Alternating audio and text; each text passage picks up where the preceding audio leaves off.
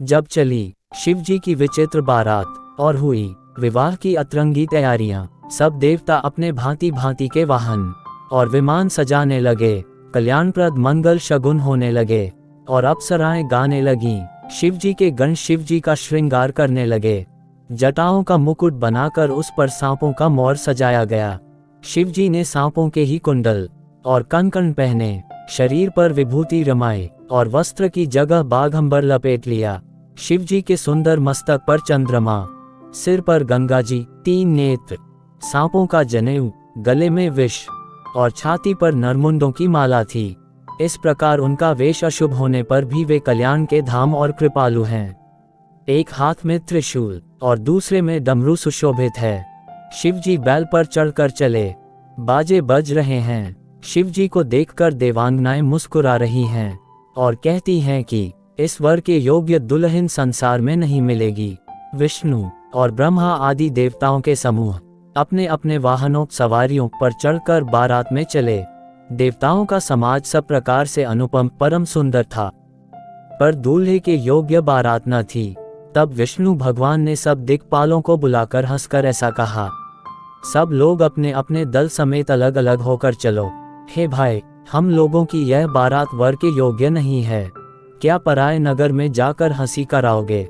विष्णु भगवान की बात सुनकर देवता मुस्कुराए और वे अपनी अपनी सेना सहित अलग हो गए। महादेव जी ये देखकर मन ही मन मुस्कुराते हैं कि विष्णु भगवान के व्यंग्य वचन दिल लगी नहीं छूटते। अपने प्यारे विष्णु भगवान के इन अति प्रिय वचनों को सुनकर शिव जी ने भी भृंगी को भेजकर अपने सब गणों को बुलवा लिया। शिव जी की आज्ञा सुनते ही सब चले आए और उन्होंने स्वामी के चरण कमलों में सिर नवाया। तरह तरह की सवारियों और तरह तरह के वेश वाले अपने समाज को देखकर शिव जी हंसे। कोई बिना मुख का है, किसी के बहुत से मुख हैं। कोई बिना हाथ पैर का है तो किसी के कई हाथ पैर हैं। किसी के बहुत आंखें हैं तो किसी के एक भी आंख नहीं है। कोई बहुत मोटा ताजा है तो कोई बहुत ही दुबला पतला है। कोई बहुत दुबला, कोई बहुत मोटा, कोई पवित्र और कोई अपवित्र वेश धारण किए हुए है। भयंकर गहने पहने, हाथ में कपाल लिए हैं और सबके सब शरीर में ताजा खून लपेटे हुए हैं। गधे, कुत्ते, सुअर और सियार के से उनके मुख हैं। गणों के अनगिनत वेशों को कौन गिने। बहुत प्रकार के प्रेत, पिशाच और योगिनियों की जमाते हैं, उनका वर्णन करते नहीं बनता। भूत प्रेत नाचते और गाते हैं, वे सब बड़े मौजी हैं। देखने में बहुत ही बेढंगे जान पड़ते हैं और बड़े ही विचित्र ढंग से बोलते हैं। जैसा दूल्हा है अब वैसी ही बारात बन गई है। मार्ग में चलते हुए भांति भांति के कौतुक तमाशे होते जाते हैं। इधर हिमाचल ने ऐसा विचित्र मंडप बनाया कि जिसका वर्णन नहीं हो सकता। जगत में जितने छोटे बड़े पर्वत थे जिनका वर्णन करके पार नहीं मिलता, तथा जितने वन, समुद्र, नदियां और तालाब थे, हिमाचल ने सबको न्योता भेजा।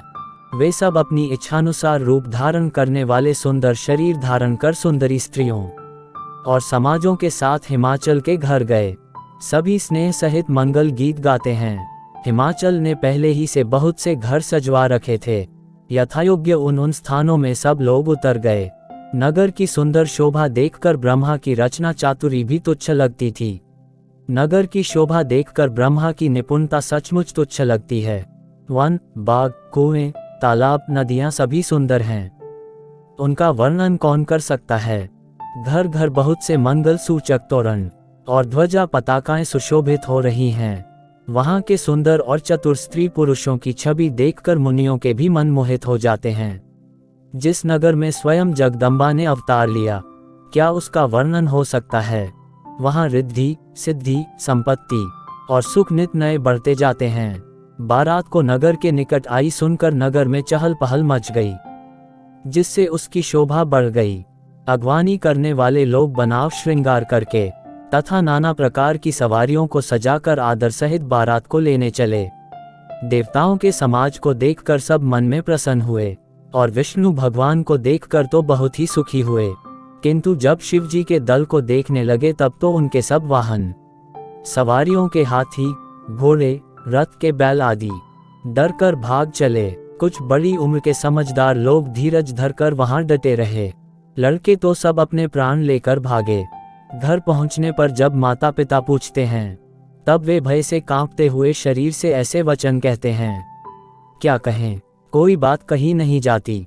यह बारात है या यमराज की सेना? दूल्हा पागल है और बैल पर सवार है। सांप, कपाल और राख ही उसके गहने हैं। दूल्हे के शरीर पर राख लगी है, सांप और कपाल के गहने हैं। वह नंगा, जटाधारी और भयंकर है। उसके साथ भयानक मुख वाले भूत, प्रेत, पिशाच, योगिनियां और राक्षस हैं। जो बारात को देखकर जिंदा बचेगा, सचमुच उसके बड़े ही पुण्य हैं, और वही पार्वती का विवाह देखेगा। लड़कों ने घर घर यही बात कही। महेश्वर शिवजी का समाज समझकर सब लड़कों के माता पिता मुस्कुराते हैं। उन्होंने बहुत तरह से लड़कों को समझाया कि निडर हो जाओ, डर की कोई बात नहीं है। अगवान लोग बारात को लिवा लाए। उन्होंने सबको सुंदर जनवास से ठहरने को दिए। मैना पार्वती जी की माता ने शुभ आरती सजाई और उनके साथ की स्त्रियां उत्तम मंगल गीत गाने लगीं। सुंदर हाथों में सोने का थाल शोभित है। इस प्रकार मैना हर्ष के साथ शिव जी का परिचय करने चलीं। जब महादेव जी को भयानक वेश में देखा, तब तो स्त्रियों के मन में बड़ा भारी भय उत्पन्न हो गया। बहुत ही डर के मारे भागकर वे घर में घुस गईं और शिव जी जहाँ जनवासा था वहां चले गए। मैना के हृदय में बड़ा दुख हुआ। उन्होंने पार्वती जी को अपने पास बुला लिया और अत्यंत स्नेह से गोद में बैठाकर अपने नीलकमल के समान नेत्रों में आंसू भरकर कहा, जिस विधाता ने तुमको ऐसा सुंदर रूप दिया, उस मूर्ख ने तुम्हारे दूल्हे को बावला कैसे बनाया? जिस विधाता ने तुमको सुंदरता दी, उसने तुम्हारे लिए वर बावला कैसे बनाया? जो फल कल्प वृक्ष में लगना चाहिए, वह जबरदस्ती बबूल में लग रहा है। मैं तुम्हें लेकर पहाड़ से गिर पड़ूंगी, आग में जल जाऊंगी या समुद्र में कूद पड़ूंगी। चाहे घर उजड़ जाए और संसार भर में अपकीर्ति फैल जाए, पर जीते जी मैं इस बावले वर से तुम्हारा विवाह न करूंगी। हिमाचल की स्त्री मैना को दुखी देखकर सारी स्त्रियां व्याकुल हो गईं। मैना अपनी कन्या के स्नेह को याद करके विलाप करती, रोती और कहती थीं, मैंने नारद का क्या बिगाड़ा था, जिन्होंने मेरा बसता हुआ घर उजाड़ दिया और जिन्होंने पार्वती को ऐसा उपदेश दिया कि जिससे उसने बावले वर के लिए तप किया। सचमुच उनको न किसी का मोह है, न माया, न उनके धन है, न घर है और न स्त्री ही है। वे सबसे उदासीन हैं, इसी से वे दूसरे का घर उजाड़ने वाले हैं। उन्हें न किसी की लाज है, न डर है। भला बांझ स्त्री प्रसव की पीड़ा को क्या जाने। माता को विकल देखकर पार्वती जी विवेकयुक्त कोमल वाणी बोली, हे माता, जो विधाता रच देते हैं वह टलता नहीं। ऐसा विचार कर तुम सोच मत करो।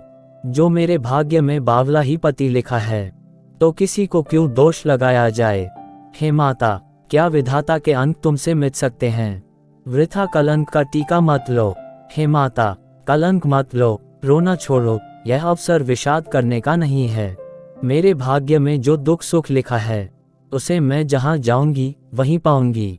पार्वती जी के ऐसे विनय भरे कोमल वचन सुनकर सारी स्त्रियां सोच करने लगीं और भांति भांति से विधाता को दोष देकर आंखों से आंसू बहाने लगीं। इस समाचार को सुनते ही हिमाचल उसी समय नारद जी और सप्त ऋषियों को साथ लेकर अपने घर गए। तब नारद जी ने पूर्व जन्म की कथा सुनाकर सबको समझाया और कहा कि हे मैना, तुम मेरी सच्ची बात सुनो। तुम्हारी ये लड़की साक्षात जगत जनी भवानी है।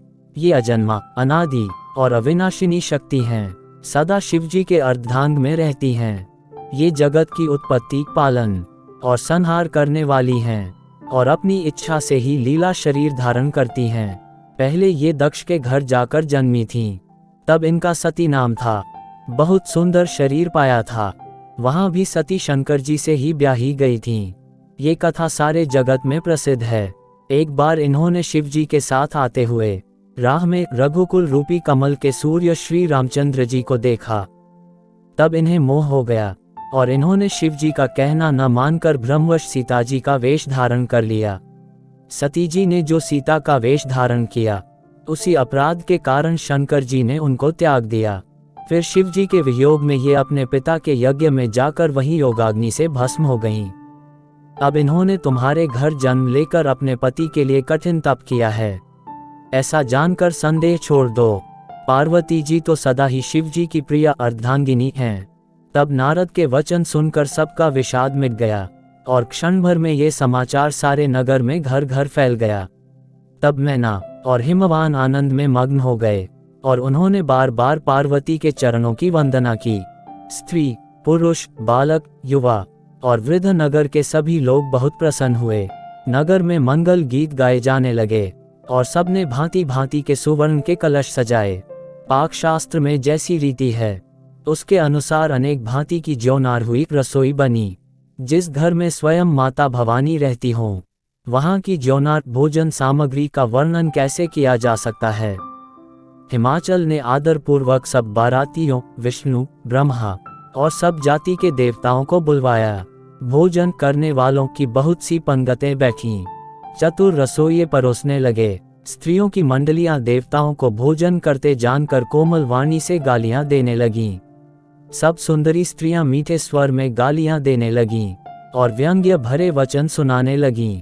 देवगण विनोद सुनकर बहुत सुख अनुभव करते हैं, इसलिए भोजन करने में बड़ी देर लगा रहे हैं।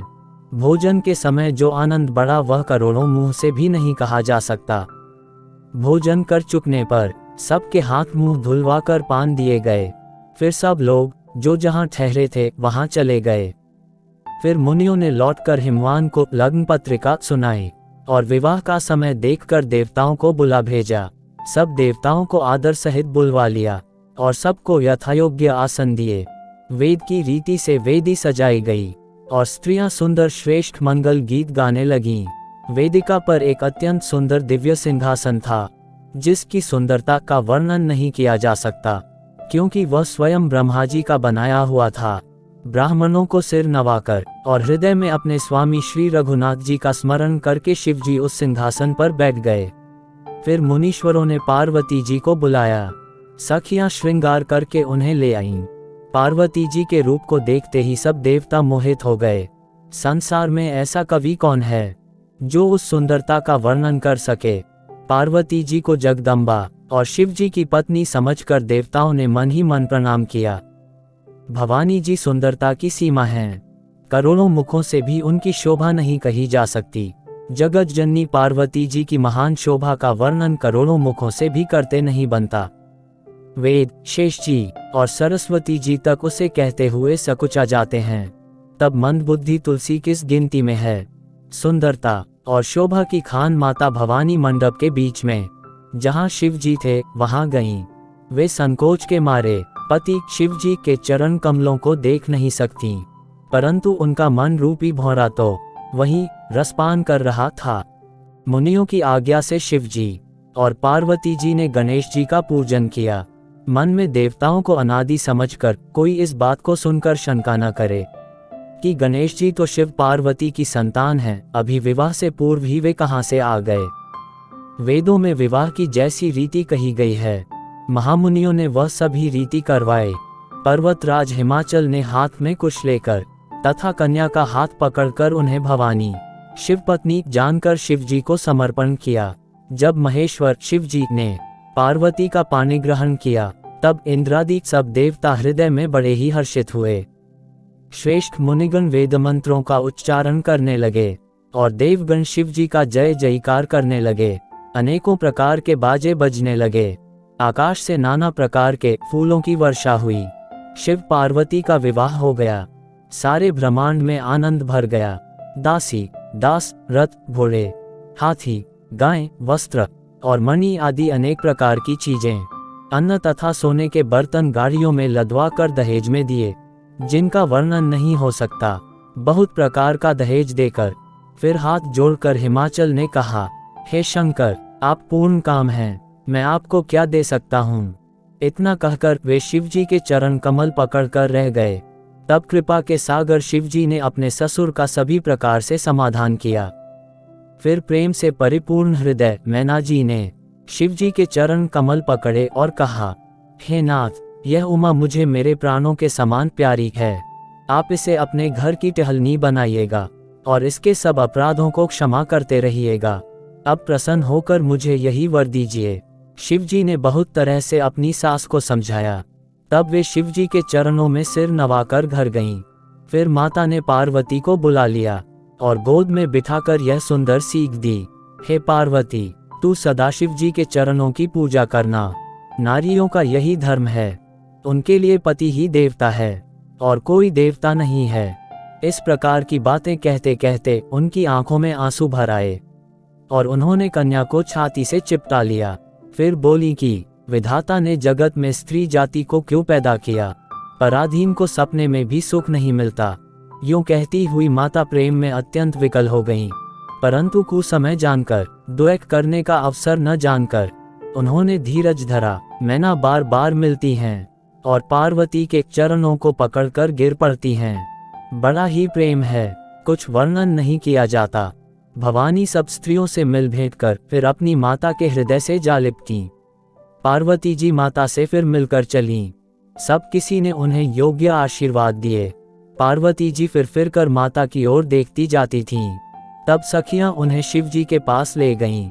महादेव जी सब याचकों को संतुष्ट कर पार्वती के साथ कैलाश को चले। सब देवता प्रसन्न होकर फूलों की वर्षा करने लगे और आकाश में सुंदर नगाड़े बजाने लगे। तब हिमवान अत्यंत प्रेम से शिवजी को पहुंचाने के लिए साथ चले। वृषकेतु शिवजी ने बहुत तरह से उन्हें संतोष कराकर विदा किया। पर्वतराज हिमाचल तुरंत घर आए और उन्होंने सब पर्वतों और सरोवरों को बुलाया। हिमवान ने आदर, दान, विनय और बहुत सम्मानपूर्वक सबकी विदाई की। जब शिवजी कैलाश पर्वत पर पहुंचे तब सब देवता अपने अपने लोकों को चले गए। तुलसीदास जी कहते हैं कि पार्वती जी और शिवजी जगत के माता पिता हैं, इसलिए मैं उनके श्रृंगार का वर्णन नहीं करता।